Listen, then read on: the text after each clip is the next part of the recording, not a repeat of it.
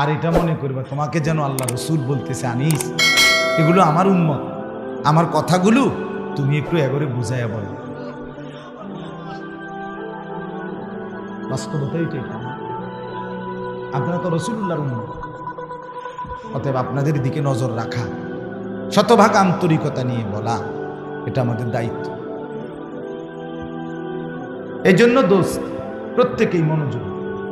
ছেলেরা তোমরা আলাদা আলাদা শোনো, আলাদা শুনলে ভালো। সমবয়সী, আমি প্রত্যেক দিন বলি সমবয়সী ভালো হতে দেন, এটা গুরুত্বপূর্ণ। কোনো মানুষের জীবনের সবচেয়ে বড় অভিশাপ একটা অসৎ বন্ধু। সমবয়সী যদি খারাপ হয়, এই ছেলে আর জীবনে ভালো হয়ে উঠতে পারে না। এটা বড় সংবাদ।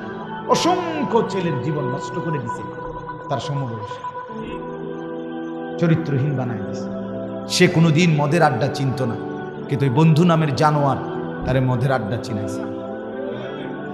সে কোনোদিন জুয়ার আড্ডা চিনত না, জুয়া কেমনে খেলে বুঝতো না, কিন্তু বন্ধু নামের জানোয়ারে তারে জুয়া খেলা শিখেছে।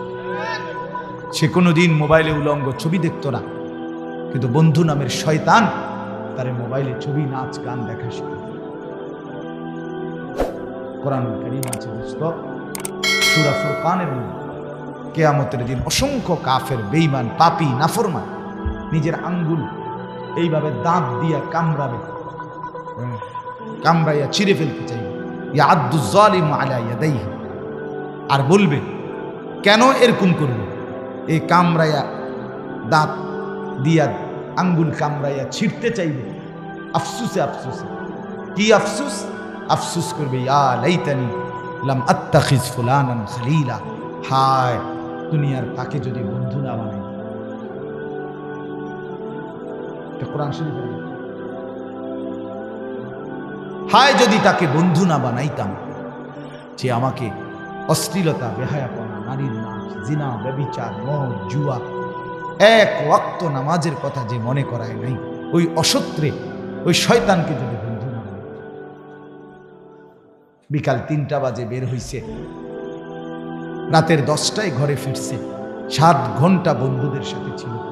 একটা বন্ধু একবারও বলে নাই যে দোস্ত আসরের নামাজ পড়বা না, মাগরিবের নামাজ পড়বা না, এশার নামাজ পড়বা না। তাহলে এরা কি বন্ধু আসলে? এরা তো শয়তান, এরাই তো ইবলিস।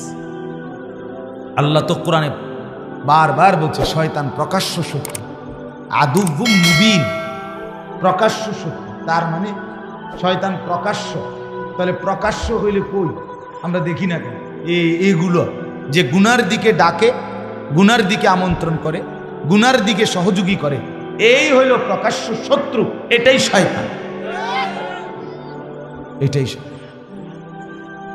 এই জন্য উত্তম সঙ্গী বড় নেয়ামত।